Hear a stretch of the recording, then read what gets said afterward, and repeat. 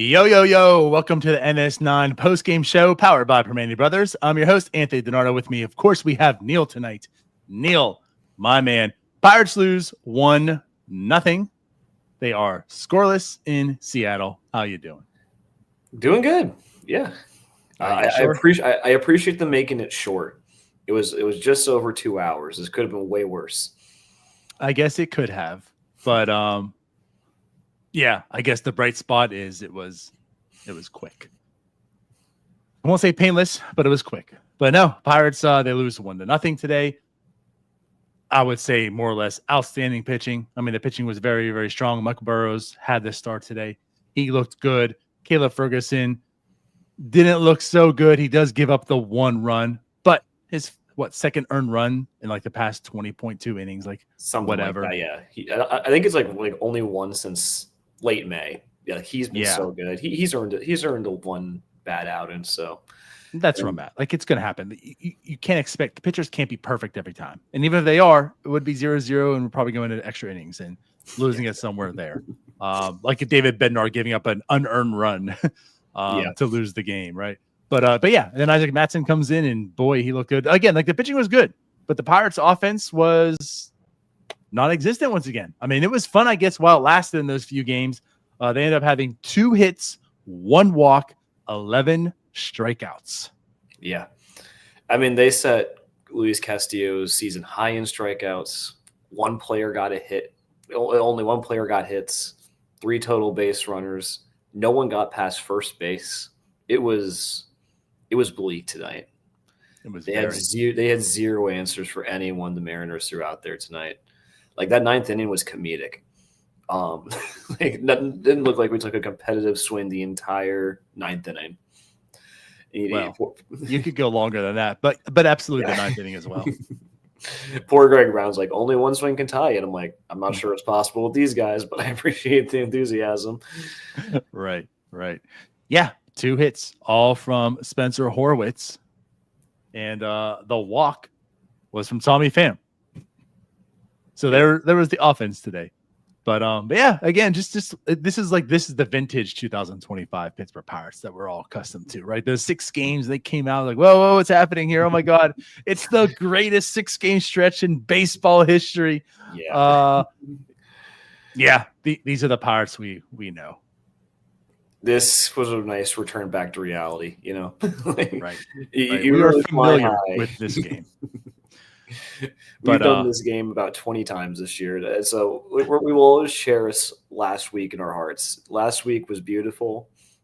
It's going to be rough from here on out. We will cherish it. We'll be telling our grandkids one day about that 6-game stretch. But before we go any further, to let you all know about BetOnline, BetOnline continues to be your #1 source for all your sports betting action. And with baseball season in full swing and football season around the corner, BetOnline has more ways to stay on the action with the latest odds, news and scores, even live in-game betting. From MLB, UFC to tennis and NFL futures, BetOnline remains your choice for sports wagering info. In between games, head over to the BetOnline Casino with all the top Vegas-style games, including poker and live casino. Head to the website today and take advantage of their industry-leading VIP program with level-up bonuses and weekly cash boosts. BetOnline, the game starts here. So, yeah, I guess we should probably just start where the game began, more or less on the Pirates side, the pitching, right? Oh, I guess the game began with the offense. It was bad. But let's go to the pitching side of it. Again, like we talked about with Michael Burrows. It was good. He didn't look outstanding, but he looked good. And again, like he's had a few clunkers, I feel, but like the majority of his season so far, albeit kind of short-lived, right? The late call-up, but he's shown to be a very capable starting pitcher. And he blanks the Seattle Mariners. He goes 5 innings today, 3 hits. He did have the 4 walks. Now, I think there's a little more strategy involved with that. Maybe with Cal Raleigh has 35 home runs. Is it 35 right now? 36? I forget now. I think it's 35. Either way, you're kind of pitching around him. So the 4 he had, Raleigh walked 3 times. So again, a little bit of strategy, and I'm fine with that. 4 walks, 6 strikeouts for Burrows. So again, a quite effective game. Yeah, and he got in trouble. He gave up several doubles. He didn't necessarily have the cleanest outing like Castillo did, but I mean, like the Mariners broadcast said, the opponents are batting 143 coming into today against him with runners in scoring position. So he's done a really, really good job. He did a really good job tonight mitigating that damage. He got through 5 clean innings. And honestly, I'm surprised that the strategy to work the walk Cal works so well because Arozarena has 5 home runs this week. He's been on fire too. He homered yesterday. And he attacked Arozarena with no fear. He strikes out 4 times today. I think Burrows strikes him out 3. He was really, really solid tonight. 363 ERA on the year too. He has been really, really solid. I never would have guessed that he would be this good out of the gate. That's it right there. This good so early. I had a lot of respect for his game. I'm intrigued by his game. But again, this is something where he's come in, and again, a lot of it has to do with Bubba, how he struggled. But in reality, if you think about it, Michael Burrows is blocking Bubba Chandler, and you can rightfully say, are you really taking Michael Burrows out of the I keep telling Michael, I'm going back to old school. Are you taking Mike Burrows out of this rotation? That's how good he's pitching. I mean, it's hard to make that argument right now. Who is going to get demoted for Bubba Chandler if you do decide to bring him up? That's how good Mike Burrows is pitching right now. You mentioned about the 3 strikeouts to Arozarena, 3 looking as well. I mean, he had him just looking silly at the plate. And this is a talented player. That is a talented dude. And like you mentioned, he's also had a very hot week. 4 strikeouts on the day in total by him, but 3 from Burrows, all looking. That's good stuff. Yeah. I mean, no, the strikeout stuff was the craziest thing to me. This changeup was working really well tonight. And he limited the damage on his fastball. That's really all you can ask for him. 6 strikeouts, 3 hits. I mean, it would have been cool on him going to the 6, but I do understand, they're easing him in. I think this was by far his career, his season high in pitches.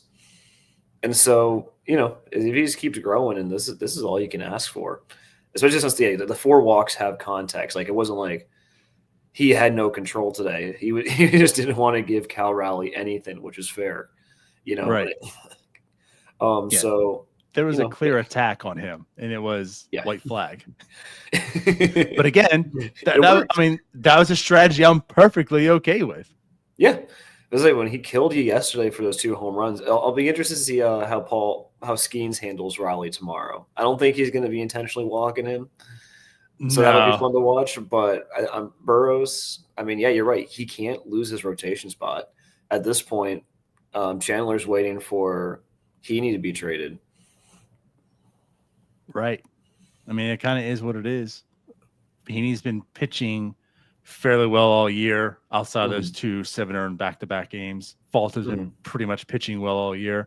So again, and this is just more just kudos to Burrows and how good he has been. He has been that guy. I think a lot of us are probably expecting him to be in the rotation at some point this year. Maybe he goes into the bullpen role or something. Maybe he just gives a few starts, but he's showing everything hey, this is a guy he's proving a case to be in the rotation, to stay in the rotation. This is a guy that you talk about the pitching depth. He's part of it. He's kind of been down a lot of lists on the year because of guys. And again, he's doing everything he can right now to show and say hey, don't forget about me, and it's not as if again, I go back, like you said, he had a few clunkers. He starts off the year 4 earned run in 5 innings, 4 earned run in 3.1. And then since then, 0, 2, 1, 4, 0, 1, tonight, 0. This guy's pitching his ass off. He looks good. He looks good. And it's he's impressive doing this too. to some competitive teams. Seattle's a competitive team right now. They have a very, very good offense, one of the best in baseball. A lot of it's due to Raleigh, but still one of the best in baseball. The Mets, the Brewers, the Rangers, the Cubs, Marlins, Houston, Arizona, Milwaukee. Again, like these aren't just terrible teams that he's beating up on. These are some really good teams he's facing, and this is what he's doing. So again, tonight just kind of shows, and that changeup is so good. Oh yeah, it's filthy. Well, it's impressive too because like when you came into this year, if you were going to rank like Burrows as someone who's going to break into this rotation, you'd probably go like Chandler, then like Ashcraft, Harrington. Probably those guys are ahead of him. But he's really just taken a hold. Like when Harrington struggled and went back down, he came up, he sees his opportunity, and he's not letting go. In a season like this where like you're not making the playoffs, these are the types of people you start latching on to. Like I'm tuning into every Burrows start because I just want to see the improvement. And so tonight was really cool to watch. And I really liked how he battled with runners in scoring position, and I think he's done a good job of that all year. Yeah, very much so. So again, a huge shout out, kudos to Mike Burrows on his performance and what he's done so far for the year. And just like you mentioned, right now he's sitting at a 3.63 ERA. That's good. That is good. So yeah, he gets pulled in 5. Also, to your point, as you mentioned, want to see him go later. It does seem that they're very strategic in his innings limits and such, and I understand that. I'm not here to totally harp on that, right? Paul Skeens getting taken out on 88 pitches. That I could talk and discuss, and we can debate back. But like Burrows going 5, essentially what he's gone through to get him here and such, I'm fine with that. I'm cool. Again, this also goes to the fact that the guys in the bullpen have to do their job. The offense has to do their job. The guys in the bullpen have essentially done their job. They've been fantastic. I mean, again, like I go back May 1st. I don't know if this has changed. I assume it's about the same, but they've been like the best as far as ERA goes in baseball, top 2, right? To them and the Rangers, I think, keep going back and forth. So it's a very, very good bullpen. And as mentioned, 2 earned runs. 1 earned run since May 12th for Ferguson coming into the game. He comes in. And as mentioned, he doesn't do his job. He does give up an earned. He didn't look good. He leaves with bases loaded with 2 outs. Just wasn't a good performance by him. But again, like that was his second earned run in 20.2. You're going to have those. He wasn't perfect tonight. It is what it is. But he's been very good all year. And then he had absolute dog and pit legend Isaac Mattson coming and mop it up after him, so to limit the damage, and so it is cool where that the bullpen has been this good to where even when Ferguson has like the minor slip up, you can now turn to other guys and it doesn't get out of control. Even for this Pirates offense on a normal night, only 1 run given up is at least enough to get it to go to extras. Tonight was not the case. But I can't be throwing any blame at anyone who pitched tonight, even Ferguson. It's okay. It's okay to give up 1 run a game. I promise. but right, again, the Pirates in totality pitched 8 innings, gave up 1 earned run. Absolutely allowed this team to win. Gave them every chance and opportunity to do so. It just didn't happen. So yeah, Ferguson, again, he leaves with bases loaded. Mattson comes in, and man, like this dude, so I can't call him a kid. He's really not at all. But like this dude is just like, it's fun to watch. I don't know what his future holds. I don't know how much is this going to continue, but so far what I see, I like. He comes right into the game, 6, as I called it, 6 straight FU fastballs. Here it is. Come hit it. Good luck. And it doesn't happen. Strikes out, ends the inning, gets out of that jam. And then he comes back for another inning as well. 1.1 today, 3 strikeouts. He strikes out Raleigh also. Fastball. I think it was 6 pitches to him as well, maybe 7. All fastballs. And then boom, slides in that changeup. It's crazy. I don't know how. Again, it's one of those guys. You don't know how it happens. You don't know how it works, but it always does. 150, it always does. Yeah. 150 ERA on the year. Like the 3 strikeouts to me today is absolutely insane, especially striking out right. Like this guy has 0 fear when he's on the mound. None. And again, like that, I will say this, right? I don't know about the talent. I don't know how well the talent is, but like the mentality certainly seems to be there. You know, you want your relievers to have a few screws loose, be fearless, like you mentioned it, and it seems like he has that. So far now, of course, it makes it look easier when you're doing what he's doing, but yeah, like it seems like he has the makeup to be one of those relievers. But yeah, like again, he just spams the fastball, and it happens. So today, 21 fastballs, 2 sliders, 1 changeup. Dog, love it. Absolutely. Which again, that changeup was the one and only he threw. That's what struck out Raleigh, and yeah. And it's just crazy to me because the only home run he's given up this year was a ball at like a guy's head, and you know, like so it's not even like when he's pitched badly, he's pitched badly. You know, like he's gotten unlucky, and so. No, he's been so cool, especially since like everyone kind of when he got called up was like, why is he here? You know, but he's been really cool, and I hope he's here for a while because this is one of those fun, like it's one of those fun stories where like someone comes out of nowhere and makes an MLB career. You know, it's kind of like a better version of Jason DeLay. Yeah, that's kind of a good way of putting it. And I'll be honest, I don't think I like really put too much out there. I didn't invest too much time into like. I want to say I badmouth him, but saying this, but it was like, I mean, there's a reason this guy is this old. There's a reason he was playing in indie ball. Like chill. Like, yeah, he's doing this in AAA. Who cares? Right? He's up here. Let's just hope he does his role. He'll be back down, whatever, right? Like, whatever. Like, I'm not thinking too deep into Isaac Madsen. He's just a guy. And I was wrong. Yeah. I wasn't familiar with your game, right? He is not a guy. He is the guy. Yeah. And again, I say, like, I don't know how far the talent's going to take him. I don't know how long this ride's going to last. You know, we've all witnessed the Holtzcombs of the world and such. You know, I'm not trying to compare them in that sense, but like you see relievers come up for a small stretch, be good. And then it's like, well, they are who we thought they were. But so far, what he's doing, like, this is a really, really strong stretch. And he's been dominant. He's been put into bigger situations as well. And today, again, probably one of the biggest he's ever faced in his career, right? At the major league level now. And again, it's a 1-0 ball game, 2 outs, bases loaded. Like the game's on your shoulders at this point in time. You know, again, the Pirates, we feel the game's over, but realistically, it is just 1 run. You know, like the team has a chance to win. Right now, you're either allowing that chance to happen or you're buckling under the pressure, and now the gate's blown open, you know? And he did. Like, he had a huge strikeout and got them out of the game or out of that inning.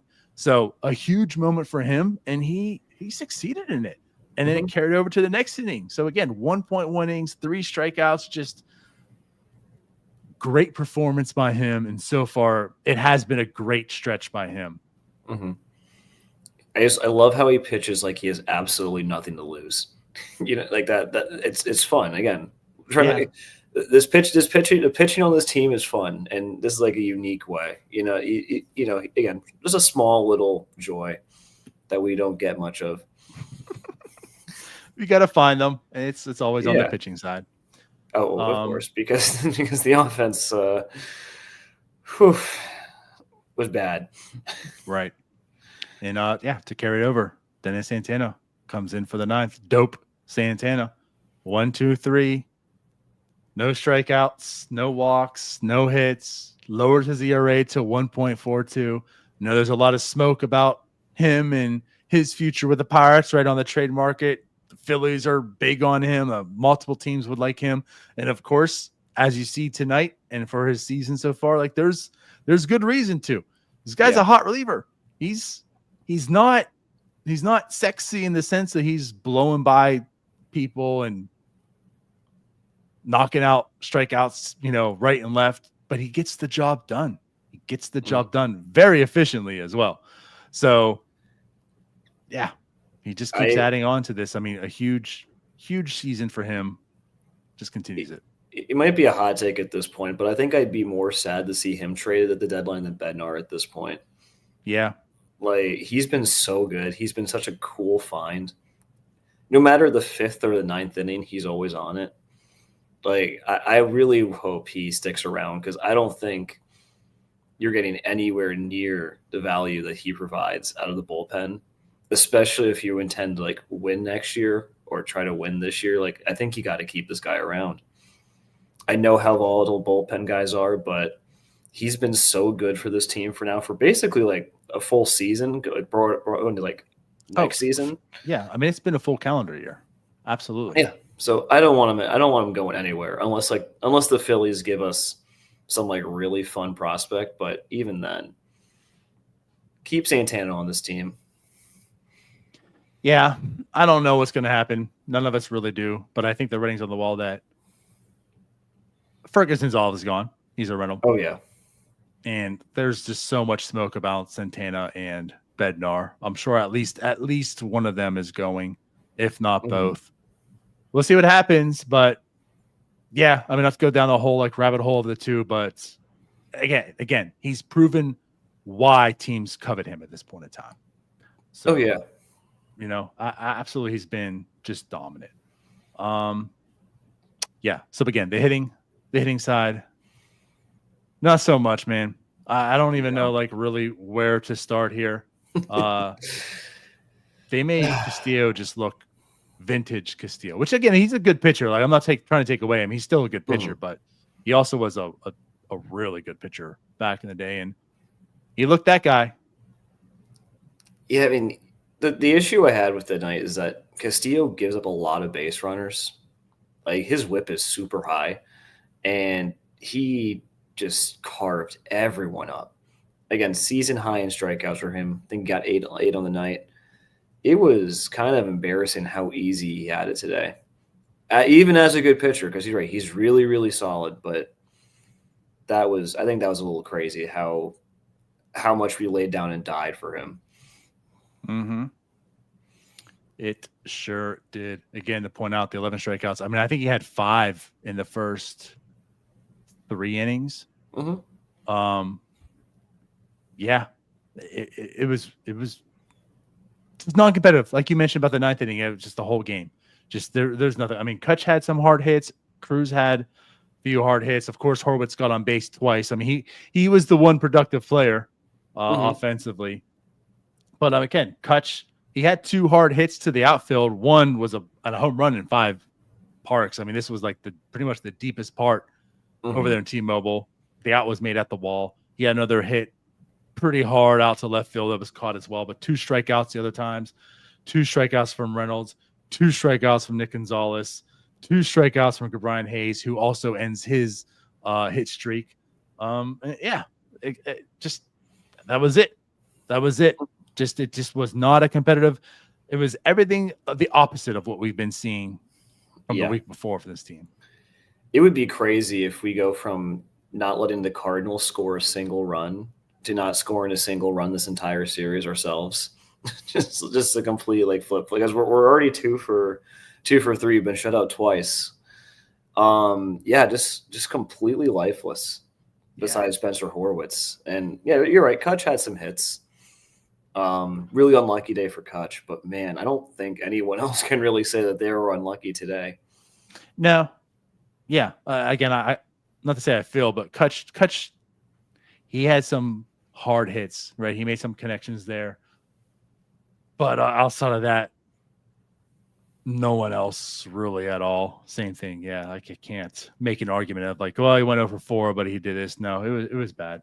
And you know, in the comments in here, and we do want to talk about it. I know you said that before here as well. Well, he said no. He says I'd rather not talk about Bart, but yeah, to talk about Bart, Joey Bart, 0 for 3, strikeout, batting .234 on the season, .623 OPS. I know there's some talks. I'm absolutely ready to have that talk, but Joey Bart's not doing too well. And it's not as if Henry Davis is, excelling tremendously, but he is doing a very good job behind the plate where Joey Bart isn't. Joey Bart's not doing anything at the plate. Henry Davis isn't doing much, but you could argue he might be doing better. I don't know what Joey Bart is really doing right now. So I said this when he came back from the IL, and I said, like, I really don't want him taking the starting role back from Davis. And it's just been so bad. So, like, from May 1st, so he's had about 120 plate appearances. Mm-hmm. He's slashing 196, 283, 215 slugging. So his OPS is sub 500. So he's hitting way worse than Henry Davis is. He's hitting Tommy Pham levels of slump bad ever since the beginning of May. And we're now in July. I know he was on the IL, but still.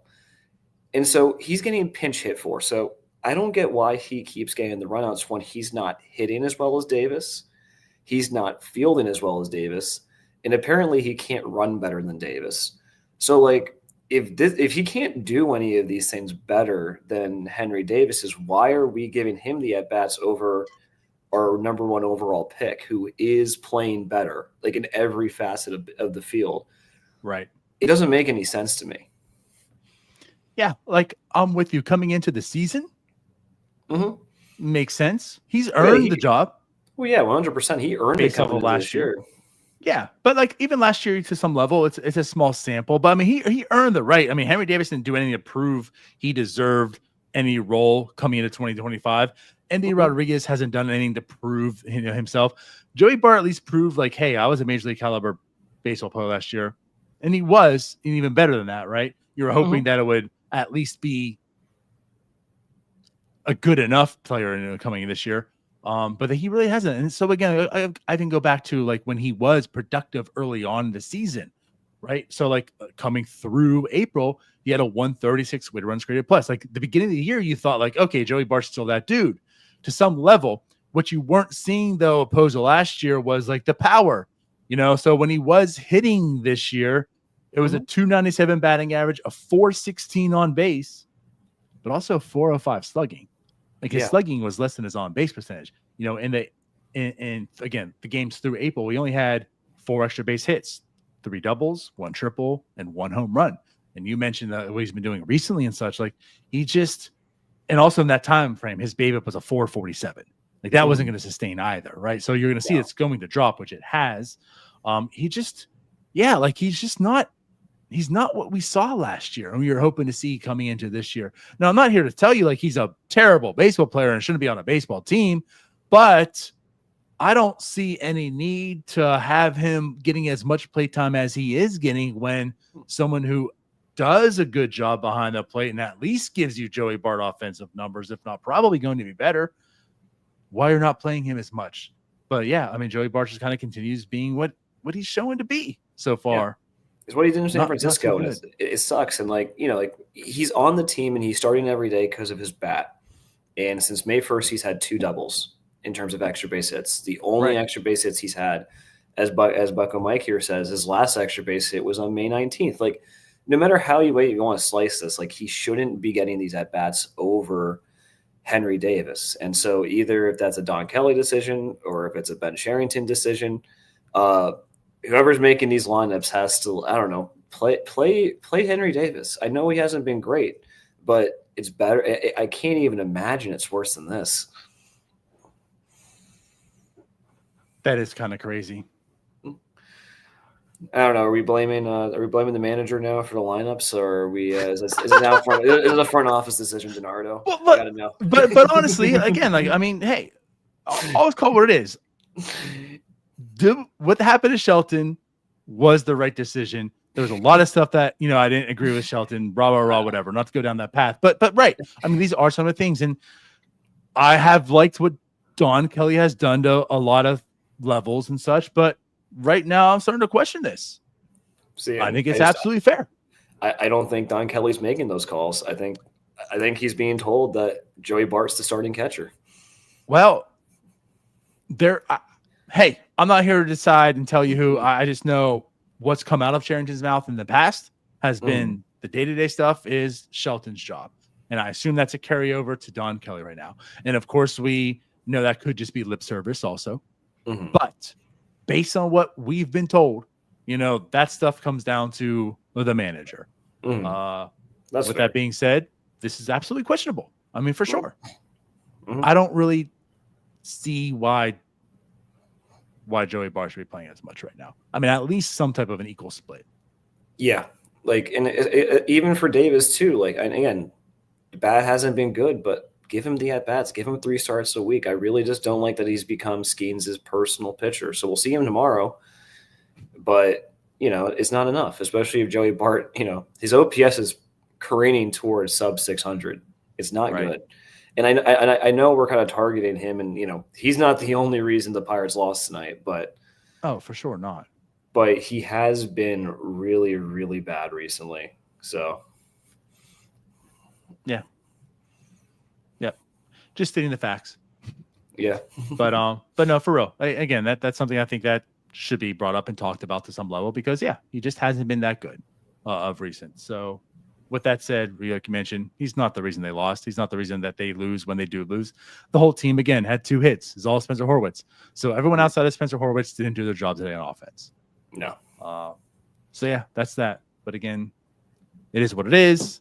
They lose to Seattle, so they're clearly not going to win the series. But like you mentioned, Paul Skeens does pitch tomorrow.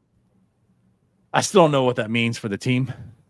Mm-hmm. I don't know if that's a good thing or a bad thing at this point in time. It sounds like it should be a good thing, but then again, it might not be because they don't like to give run support when Paul Skeens is pitching, and they haven't so far.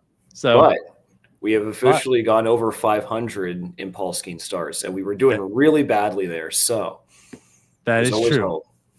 So 8th, 9th innings, they come alive, I guess. Yeah. So let's hope that happens. You got to do his job tomorrow. Bullpen got to do their job. And someone offense has to score a run. Just one. Just one. Give them a chance. Yeah. So that's it. Anything else that you want to bring up or talk about from this game? No, I think I'm good. All right. Fair enough to me. Let's get out of here then. We'll see you guys again today, since it is 1 a.m. We'll be back. Myself and Tyler will be on the post game. Tomorrow's a 4:10 start, 4 or something-ish start. Yeah. So, we'll see you guys then. We appreciate and love you all. We give a big shout-out as well here to Steel City DW, now being a member for 10 months. Appreciate you, my dude. So, we'll be back tomorrow. Bye-bye. See you guys later. All right, that wraps up this episode of North Shore 9. Thanks so much for tuning in. Whether you're listening on the podcast or catching us on YouTube, if you enjoyed the show, please give this video a thumbs up and don't forget to hit that subscribe button if you haven't already. It really helps us grow. And if you're listening on the podcast, a quick review goes a long way in helping others find the show. Plus, be sure to tell a friend about us. There's always room for more here in the NS9 community. And for those looking to support us a little more, consider joining our Patreon, become an MVP member, and get exclusive perks while helping us continue to bring you more of the Pirates content you love. Thanks again for all your support, and let's go Bucks.